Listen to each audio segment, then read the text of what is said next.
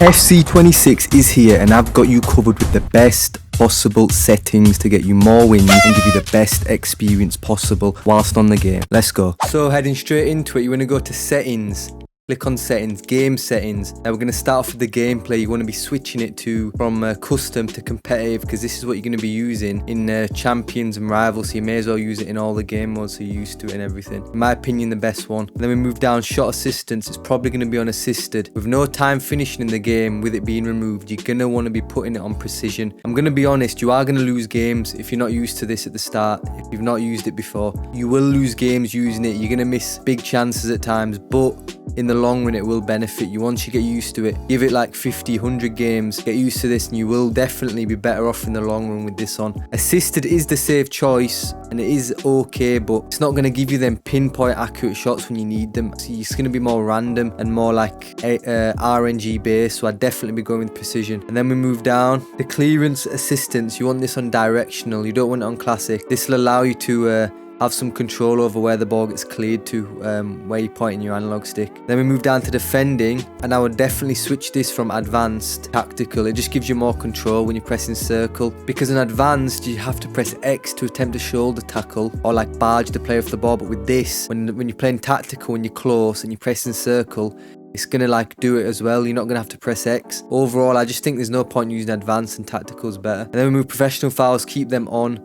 Pass block assistance, keep them on as well. Auto switching, you want them on air balls and loose balls only. Right stick switching, personally, I have this on classic. Now this might be down to personal preference, but I think classic's the best one. And then I have it on player relative as well. So I flick the right stick relative to where the current player that I've got selected is and to where I want to go, rather than ball relative. And then I have the sensitivity on 6. I feel like it's a good balance, around 6 or 7. And when I flick it, it's actually gonna flick to the player that I want. Next, player switching on classics. This is when you're using L1, and keep this on classic. Player lock, definitely want that on. Simplified skill moves, turn them off. I know they're a new feature, but you want them off. Analog sprint, this is an important one. You want this off. This will allow your players to feel a lot quicker, because you're not going to have to hold R2 down, so you'll instantly, when you press R2 with the player, they'll speed off. Trigger effect off, user vibration feedback off. And that is it for the gameplay settings. Now we're moving over to the camera settings. Now you want to go down here to the single and multiplayer camera and turn these to co-op. And then you want to go down here and go to custom camera settings, turn it to custom, and you want to go around 20 high and around between 0 and 5 zoom. I've personally gone 2. This will give you the best view of the pitch. You'll be able to see all the players, all the action. It'll just help you that extra bit to be able to see the whole pitch. Power shot zoom, I know a lot of people turn this off, and you can turn it off. It's not really a big deal, to be fair, but if you keep it on, it allows you to see when your opponents are doing a power shot and you can easily tackle them. So yeah, that's why I like to keep that on, and I don't mind it on anyway. It doesn't bother me too much. And then we're going on to the visual connection monitoring. You want this on contextual. It shows you when your connection is dropping and it's not like constantly on. You can have it on always on, but I'd probably say contextual. Input overlay off. Now some of these settings will impact your game and how smooth and like clean it feels, so keep that off. Score clock on. Score clock drop down, keep that off. You don't want them annoying drop downs coming on and covering the pitch. Scrolling lineups on.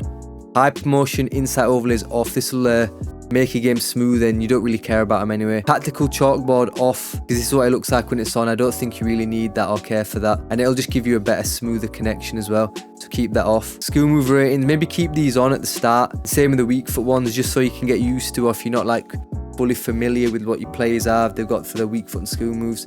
Same with your opponents as well, so I'd keep that on. Playstyle icons, you can turn this on. Player name bar enabled. You want it on player name. You want the size on default. You don't want it small or large. You want it default. Player indicator fade off. Teammate contain indicator on, so you know which teammates containing. Playstyle plus overhead indicators on. Now if you've got bad connection, I'd keep this off. If your connection's good, keep it on. It allow you to see the playstyle pluses. But you can also change it to team only if you're not bothered about seeing your opponents, but I just keep it on. Next, player switch indicator on, so you can see which player like you're going to switch to next if you press L1. Now celebration camera focus, for me it doesn't really bother me, but you can change this to user controlled, so you don't have to see your opponent celebrating. Hold the skip off so you can skip the celebrations quicker. Precision pass visuals on, same with the shot visuals on. They could be useful when you're getting used to the precision shooting as well and the passing. Now radar, I personally like 3D. It allows me to see the pitch better, and you can tweak the colours here. And then the goal net stuff, I just keep these on default. Accessibility, I've got player shadows off, I've got stadium shadows off, especially stadium shadows, keep that off. I've got camera shake visuals off, POV camera scenes on, but you can turn these off, to be fair, it's not really a big deal, but turning these three off here will definitely improve your responsiveness and gameplay performance, because these will take up performance on your system, whether you're on console or PC. And then the new high contrast mode, you can turn this off, to be fair, if you like, but I've personally got this off for now. I may go back to this though. And then you've got your brightness and contrast, which is just basic personal preference, and these aren't really important settings, these are just like bonus sidebar settings. If you get annoyed by the commentary, just turn this down all the way to 0, and you can turn the sideline commentator off as well. And then you can change the commentary team if you care about that. And then obviously this is set to English for me. You can change that actually by changing your language. Now for my PC guys who are on PC, we've got some PC settings.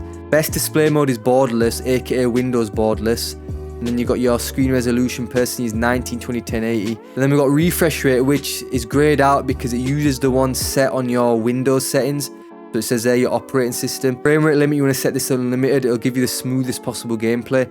VSync, you want this off. Cutscene, keep that at half frame rate, you don't want to be using up extra performance. Dynamic resolution scaling, keep that off. And now when it comes to graphics, so we're going to go custom, we're going to go rendering quality low. Majority of these are going to be on low. Strand based hair, which I don't think anyone gives a damn about. If you really do care about graphics, you can turn this on, but I keep this off. Grass quality, I'm gonna go low. Crowd quality, low. Cloth quality, low. Ambient occlusion quality, I'm gonna keep this on low. And motion blur, you want that off. Personally, I like keeping these on low. You can tweak a few of these to high if you want, but I don't think any of these matter.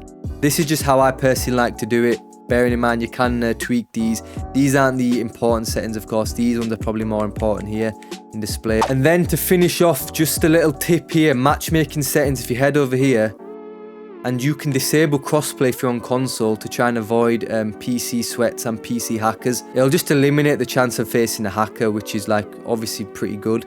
And then it may increase your matchmaking time though, depending on where you live. And obviously keep approximate location matchmaking, keep that on yes. But yeah, they are all the FC26 settings that you need to know about to give you the best possible chance at winning and give you the best experience, responsiveness and best looking game. That's going to be it from me, and I'm out. Peace.